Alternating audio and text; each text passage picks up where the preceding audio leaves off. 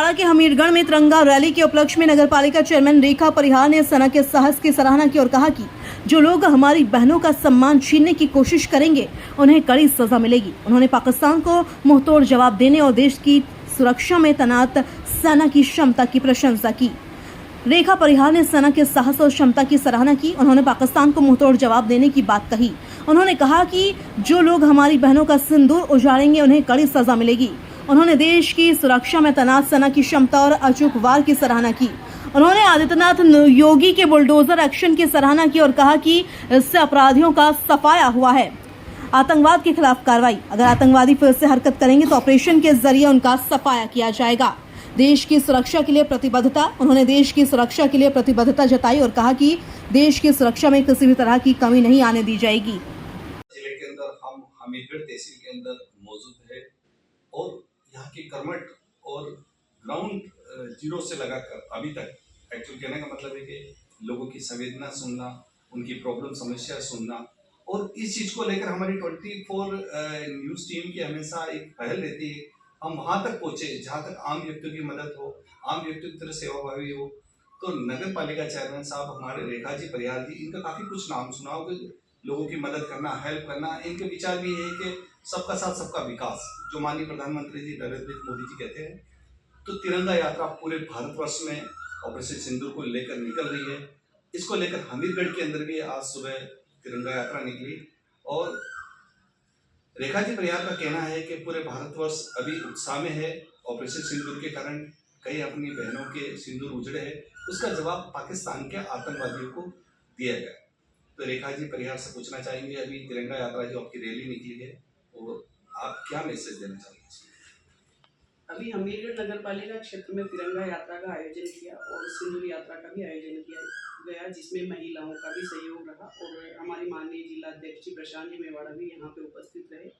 विधायक इस क्षेत्र सहाड़ा विधानसभा क्षेत्र के विधायक साहब लालूलाल जी बीतिया उपस्थित रहे। उनके साथ बहुत सारे कार्यकर्ता थे, बहुत सारे सामाजिक संगठन थे, बहुत सारे समाज के लोग थे और बहुत सी महिलाओं ने, मेरी बहनों ने भी मेरा सहयोग किया।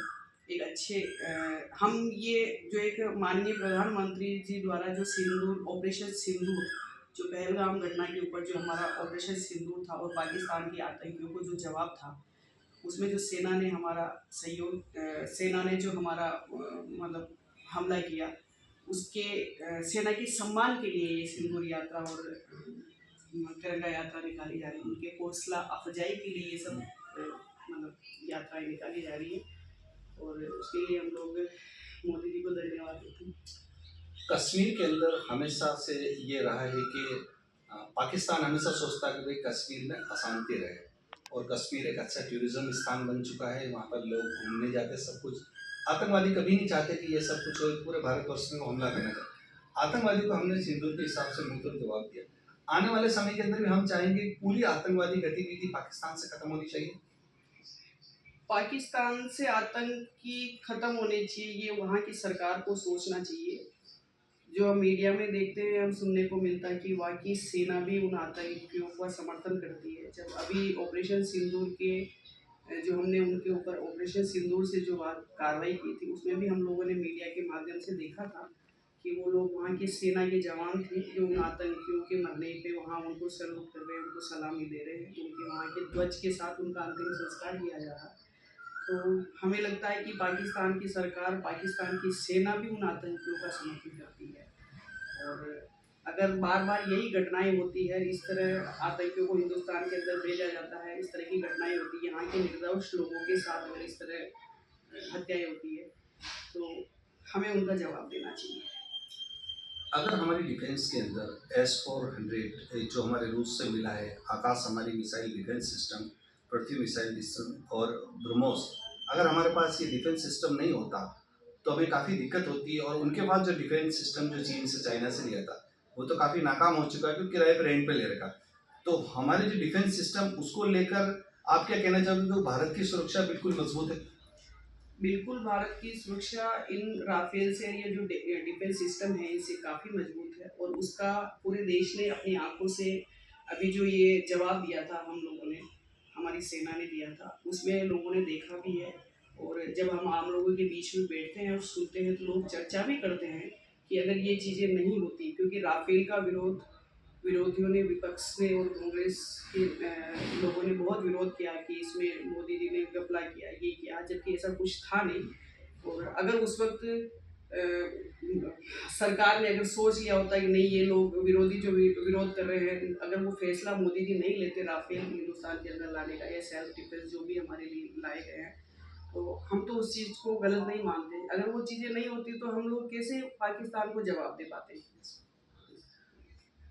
महिलाओं को आगे लाने के लिए हमेशा माननीय प्रधानमंत्री जी हमेशा एक्टिव रहे और उनकी माता का बहुत आशीर्वाद रहा है। वही कुटिया में रहती थी साधारण परिवार की तरह। तो नरेंद्र मोदी जी की जो परवरिश वो मतलब काफ़ी मतलब अच्छी तरह से रही, लेकिन एक्चुअली कहने का मतलब वो ग्राउंड गरीबी रेखा से उठ के और मतलब मेहनत करके वो आगे बढ़े।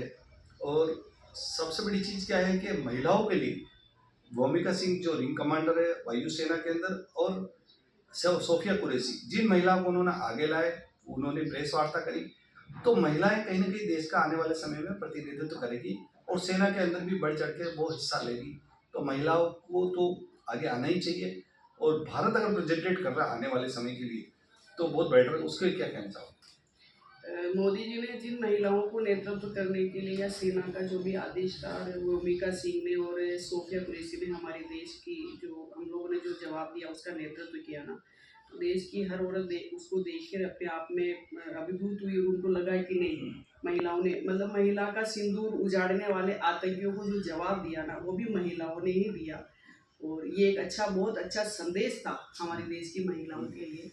और मैं तो इस चीज़ को मतलब अपने आप में ये मानती हूँ कि हमारी महिलाओं का सिंदूर उजाड़ने का काम जिन आतंकियों ने किया ना, उनको जो जवाब मिला और जो सेना ने जवाब दिया, उनका नेतृत्व भी उन्हीं महिलाओं ने ही किया।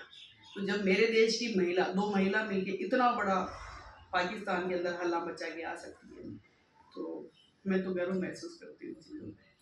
माननीय प्रधानमंत्री जी बोलते हैं सबका साथ सबका विकास, और विपक्ष हमेशा इसमें मीन में निकालता रहता है क्योंकि एक्सपीरियंस की कमी। जैसे शशि जी थरूर है, मनीष तिवारी जी है, और मतलब ये जो भी है ओवैसी है। तो कहने का मतलब ये सब जाकर अगर पूरे देश का प्रतिनिधित्व कर रहे हैं तो विपक्ष को भी समझ में आना चाहिए कि ये सब चीज़ नेगेटिविटी नहीं फैलानी चाहिए, नहीं तो दुश्मन को मैसेज जाता है एक तरह से कि आप अंदर ही मजबूत नहीं हो तो देश की क्या सुरक्षा हो। तो माननीय प्रधानमंत्री जी अभी देश के ग्लोबल लीडर है और विश्व के अंदर काफ़ी अच्छा उनका है बस। और